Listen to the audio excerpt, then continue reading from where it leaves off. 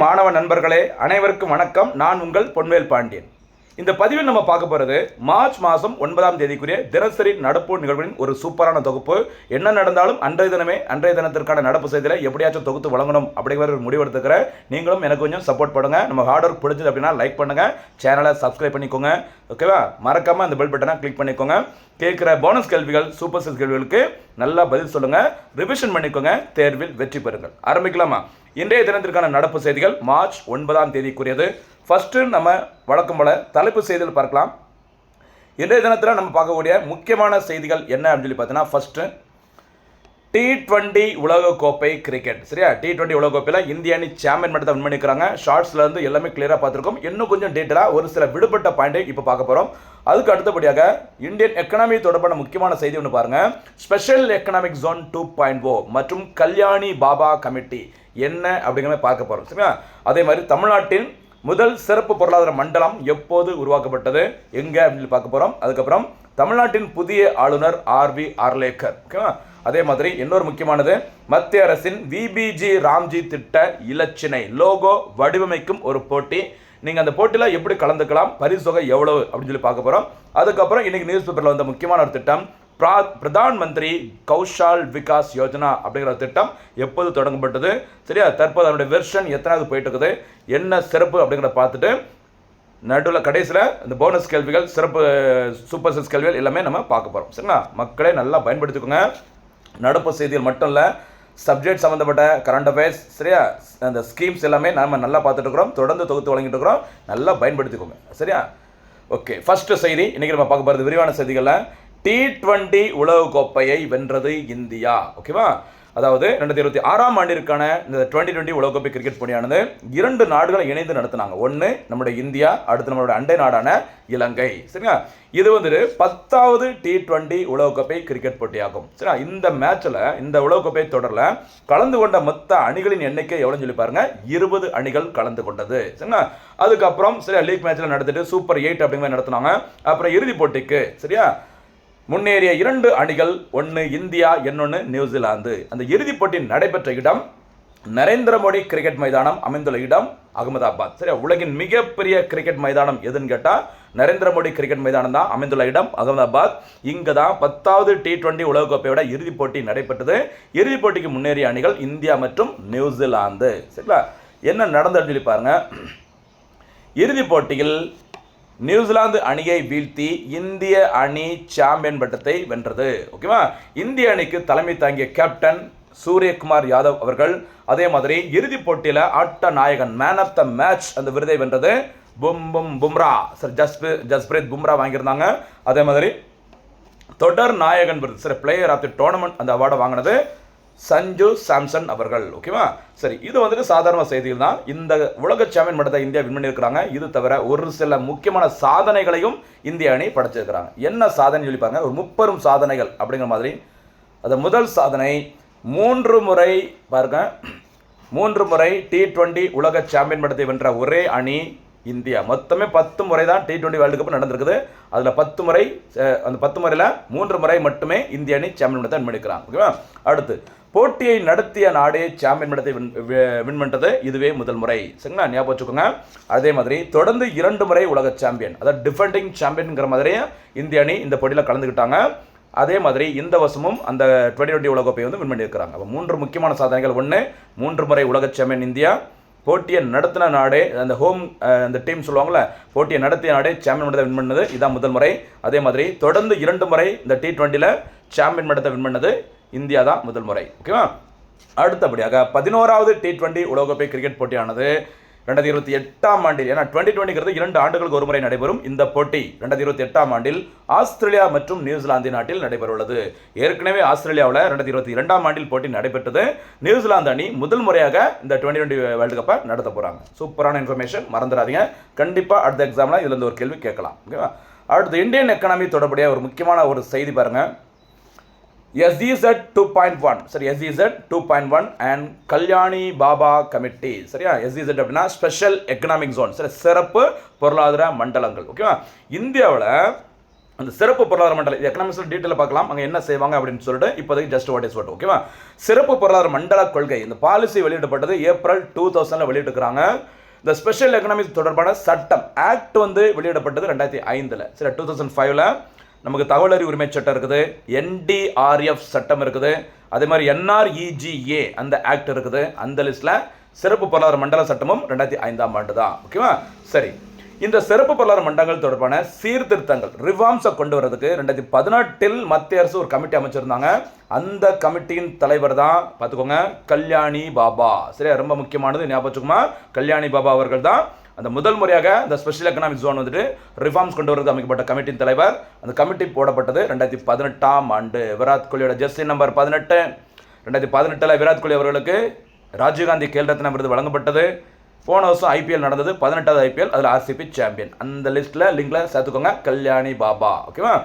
சரி, ரீசெண்டாக 2018 அந்த கமிட்டி போட்டுக்கிறாங்க. அதுக்கப்புறம் ஸ்பெஷல் எக்கனாமிக் ஜோன் 2.0. சரி, அந்த ஸ்பெஷல் எக்கனாமிக் ஜோன் 2.0 கொள்கையில் சீர்திருத்தம் கொண்டு வருவதற்கு ஒரு 17 பேர் அடங்கிய குழுவினை மத்திய அரசு அமைச்சிருக்கிறாங்க. இதுதான் இப்போ செய்தியில் வர்றதுக்கு காரணம். சரிங்களாம்மா? இப்போ என்ன செய்தி பார்த்துருக்குறோம்? சிறப்பு பொருளாதார மண்டல கொள்கை 2000, அது சட்டம் 2005, 2018 கல்யாணி பாபா கமிட்டி, இப்போ ரீசெண்டாக ஒரு 17 பேர் அடங்கிய ஒரு குழுவினை மத்திய அரசு அமைச்சுக்கிறாங்க. ஓகேவா? அதே மாதிரி பாருங்க, இந்தியாவின் முதல் சிறப்பு பொருளாதார மண்டலம் ஸ்பெஷல் எக்கனாமிக் ஜோன் உருவாக்கப்பட்ட மாநிலம் குஜராத்தில். குஜராத்தில் எப்போ உருவாக்கணும்னு சொல்லி பாருங்க, 1965 உருவாக்கப்பட்டது. 1965 உருவாக்கப்பட்ட இடம் காண்ட்லா. ஓகேவா? காண்ட்லாவில் தான், அந்த காண்ட்லா துறைமுகம்னு சொல்லுவாங்கள்ல, அங்கே தான் முதல் சிறப்பு பொருளாதார மண்டலம் உருவாக்கப்பட்டது குஜராத்தில் 1965.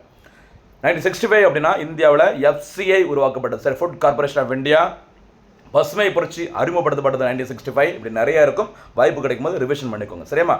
அடுத்தபடியாக இந்த சிறப்பு பொருளாதார மண்டலம் தமிழ்நாட்டில் என்ன நடந்திருக்கு அப்படின்னு சொல்லி பார்க்கும்போது பாருங்க, தமிழ்நாட்டின் முதல் ஸ்பெஷல் எக்கனாமிக் ஜோன் உருவாக்கப்பட்ட இடம் சென்னை மீனம்பாக்கத்தில் உள்ள மெட்ராஸ் ஏற்றுமதி செயலாக்க மண்டலம். சரியா, மெப்ஸ் அப்படி சொல்லுவாங்கல்ல, இதுதான். ஓகேவா? 1984 இது ஏற்றுமதி செயலாக்க மண்டலமாக, சரி, எக்ஸ்போர்ட் ப்ராசஸிங் ஜோனாக தொடங்கப்பட்டது.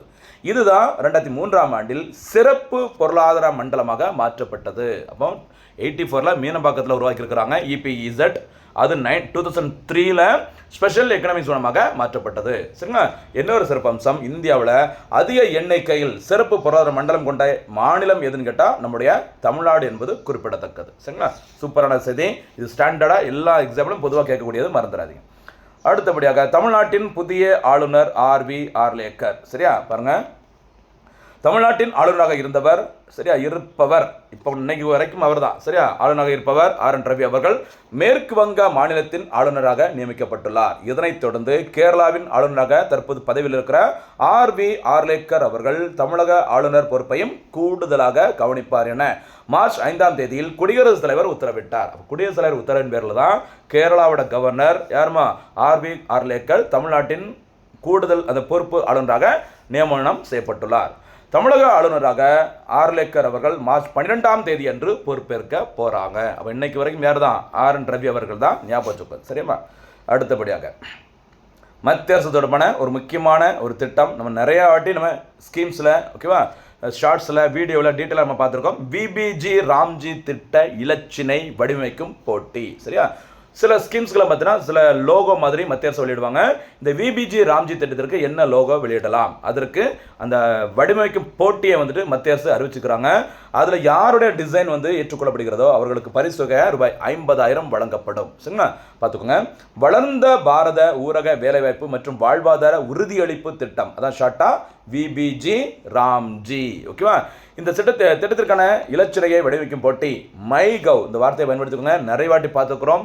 மைகவ் அப்படிங்கிற ஒரு வலைத்தளம் மக்கள் தங்களுடைய கருத்துக்களை தெரிவிப்பதற்கு மத்திய அரசின் திட்டங்கள், சரியா, ஏதாச்சும் ஒரு நடைமுறைகள் ஏதாச்சும் இருந்தது அப்படின்னா அதில் மக்களின் பங்களிப்பு இருக்கணும் அப்படிங்கிறதுக்காக உருவாக்கப்பட்ட ஒரு ஸ்பெஷல் வலைத்தளம் தான் மைகவ் அப்படிங்கிறது. இந்த இடத்துல அகெயின் ஒரு போனஸ் கேள்வி நிறைய வாட்டி கேட்டுக்கிறேன். இந்த மைகவ் அப்படிங்கிற வலைத்தளம் எந்த ஆண்டு மத்திய அரசால் அறிமுகப்படுத்தப்பட்டது? சரிங்களா? இந்த மைகவில் உங்களுக்கான இந்த காம்படிஷனில் கலந்துக்கிட்டு உங்களுக்கு நீங்கள் வந்து உருவாக்கின டிசைனை வந்து சப்மிட் பண்ணலாம்.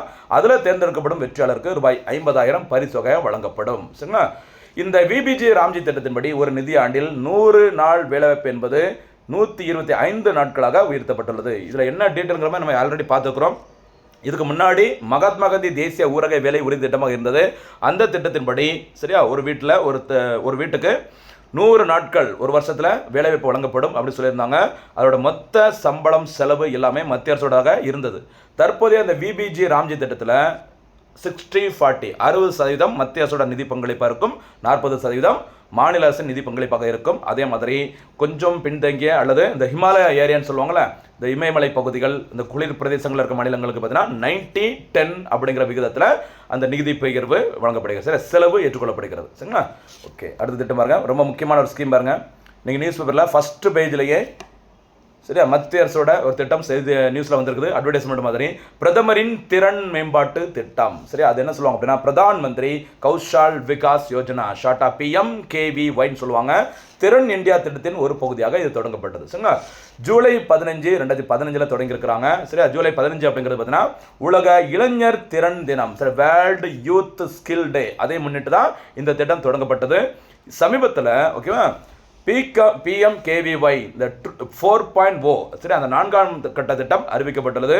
இந்த திட்டத்திற்கான காலம் என்னன்னு சொல்லி பார்த்தீங்கன்னா 2022 முதல் 2026 வரைக்கும் செயல்பாட்டில் இருக்கும்னு சொல்லியிருக்கிறாங்க. சரி, இதில் என்ன செய்கிறாங்கன்னு சொல்லி பாருங்க. இந்த திட்டத்தின் நோக்கம் சரியா இந்திய இளைஞர்களை 4ஆம் தொழில் புரட்சிக்கு இண்டஸ்ட்ரி 4.0 சரி 4ஆம் தொழில் புரட்சிக்கு தயார்படுத்தும் வகையில் செயற்கை நுண்ணறிவு, ரொபாட்டிக்ஸ், 3D சரியா 3D பிரிண்டிங், ட்ரோன்கள் மற்றும் சாஃப்ட் ஸ்கில் போன்ற புதிய கால தொழில்நுட்பங்களில் பயிற்சி வழங்கப்படும். இளைஞர்களுக்கு இன்னைக்கு இருக்கிற காலகட்டங்களில் என்னென்ன டெக்னாலஜி சம்மந்தப்பட்ட ஸ்கில் திறன் எல்லாமே வளர்த்துக்கணுமோ எல்லா பயிற்சிகளும் இந்த PMKVY திட்டத்தின் மூலம் வழங்கப்படும்.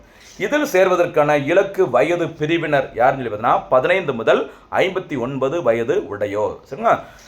திறன் இந்தியா சர்வதேச மையங்கள் மூலமாக வெளிநாட்டு வேலைவாய்ப்புகளும் இந்த திட்டத்தின் மூலம் பயிற்சி வழங்கப்படுகிறது. ரொம்ப முக்கியமான திட்டம், இளைஞர்களுக்கான வேலைவாய்ப்பு பயிற்சி திட்டம் PMKVY திட்டம். சரி, ஜூலை 15, 2015 தொடங்கப்பட்டது. சரிம்மா? இன்றைய தினத்திற்கான சூப்பர் 6 கேள்விகள். முதல் சூப்பர் 6 கேள்வி பாருங்க. T20 உலகக்கோப்பையை சரியா இந்திய அணி எத்தனையாவது முறையாக வென்றுள்ளது? இரண்டாவது சூப்பர் 6 கேள்வி, கல்யாணி பாபா குழு எதனுடன் தொடர்புடையது? மூன்றாவது சூப்பர் 6 கேள்வி, தமிழ்நாட்டின் புதிய ஆளுநராக நியமிக்கப்பட்டுள்ளவர் யார்? நான்காவது சூப்பர் 6 கேள்வி, PMKVY திட்டம் எப்போது தொடங்கப்பட்டது? அதோட விரிவாக்கத்தையும் கரெக்டாக சொல்ல பார்க்கலாம். ஐந்தாவது சூப்பர் 6 கேள்வி, சிறப்பு பொருளாதார மண்டல கொள்கை மற்றும் சட்டம். சரி, அடுத்தடுத்த கேள்வியில் இருக்கு பாருங்க. கொள்கை எப்போது வெளியிடப்பட்டது? ஐந்தாவது சூப்பர் 6 கேள்வி. ஸ்பெஷல் எக்கனாமிக் சோன் தொடர்பான சட்டம் எப்போது இயற்றப்பட்டது? அது ஆறாவது சூப்பர் 6 கேள்வி. சரிங்களா? எல்லாத்திற்கும் சிறப்பான முறையில் பதில்களை சொல்லுங்க, தேர்வில் வெற்றி பெறுங்கள். மீண்டும் சந்திக்கலாம். நன்றி, வணக்கம்.